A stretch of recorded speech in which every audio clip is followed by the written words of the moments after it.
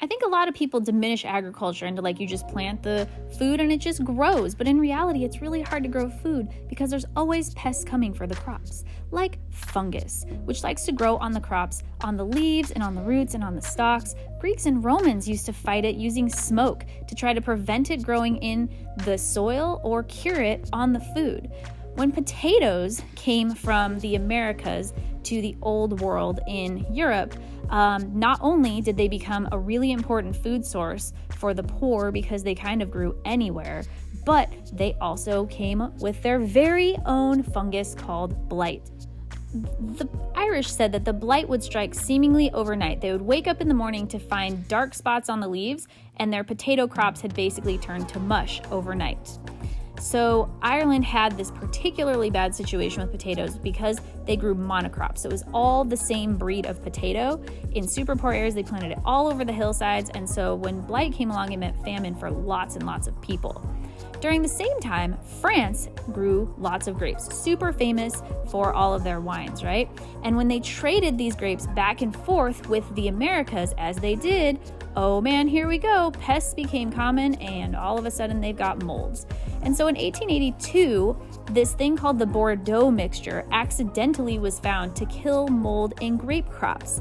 It was a mixture of copper sulfate and lime that they had put on their roads to keep them free of weeds, and it fixed the molds. Then when they tried to transfer it over to the potatoes, oh boy, it worked on the potato blight too. And so the potato famine and the grape molds were over, and it was considered the first commercial fungicide. The next category of pests trying to just destroy our overall way of life are insects. Fleas and lice carry typhus, and fleas carry plague.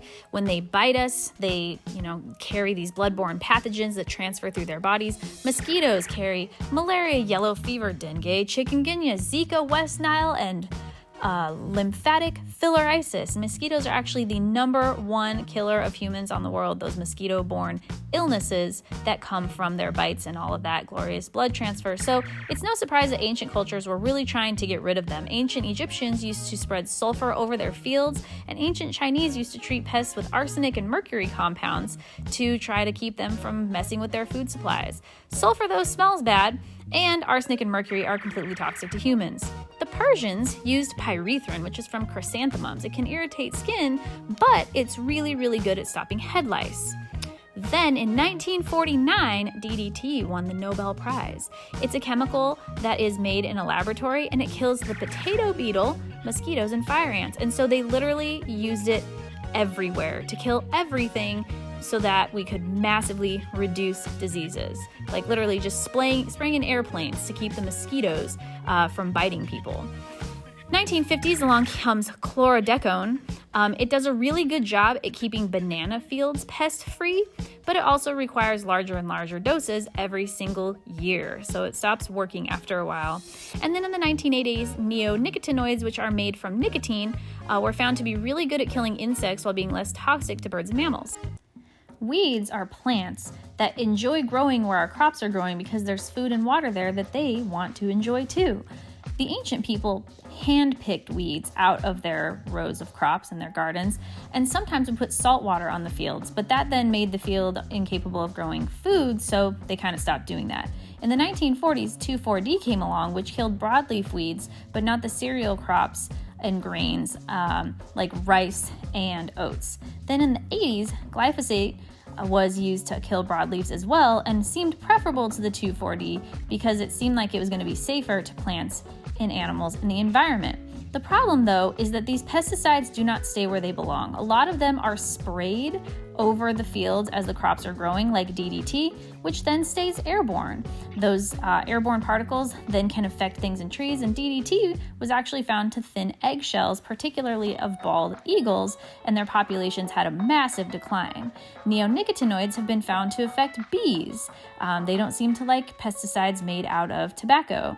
And some things will get in the water supply, like the chlorodecone, which will, get dissolved in the water. Copper also stays in the soil. And finally, all of these things, if they don't serve that effect, can get into the water supply through runoff when the rain comes and runs off the crops, like pyrethrin and Chlorodecon also, which are toxic to fish. Contaminated ground and surface water are a problem for humans because we drink it and then we consume those pesticides directly from the water sources if they're not cleaned properly.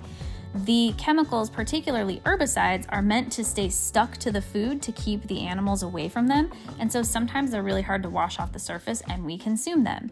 And then some of them can just enter our systems through being around them, especially by people who work in those fields. You and I both know that we would not walk out to our shed and drink a big old glass of weed killer, but what we're not completely sure about in a lot of cases is what happens when we consume small doses of things over a large period of time because they're dissolved in our water systems or attached to our food. What we're learning is that even though these chemicals are dissolved in water in a lot of cases to spread them, they tend to dissolve and stick in fat cells. And so animals who have fat cells keep all of the DDT or these other pesticides that they eat stored in their fat. And then when another animal eats them, they eat all of the DDT that's stored and it stores in their fat. And so as you go higher and higher up the food chain, animals have larger and larger concentrations of these chemicals. Particularly DDT is known to store in the fat cells of animals higher up in the food chain. And that's a real problem because we don't know what the long-term effects of that are going to be. Some things that we notice with these pesticides is that there's hormone disruption, nervous system issues, respiratory problems, and there's also links to certain types of cancers. But each one has sort of their own impact, so it's not like a blanket statement that all pesticides cause all of these things to happen. A few things that happened. 1972, DDT was banned largely because of the eggshell situation and just the bird populations, the fish populations tanking. Same thing with Chlorodecon in 1993. And then very recently, glyphosate, which is Roundup, has been ruled as carcinogenic, banned in some countries, but still legal in the United States. Continuing to grow our food with large-scale industrial monocropping dependent upon chemical fertilizers and pesticides obviously seems like a problem. So do we hearken back to ancient wisdom? Do we seek technologies to try to fix our problems and come up with better solutions? I'm not entirely sure, but obviously something's going to have to give.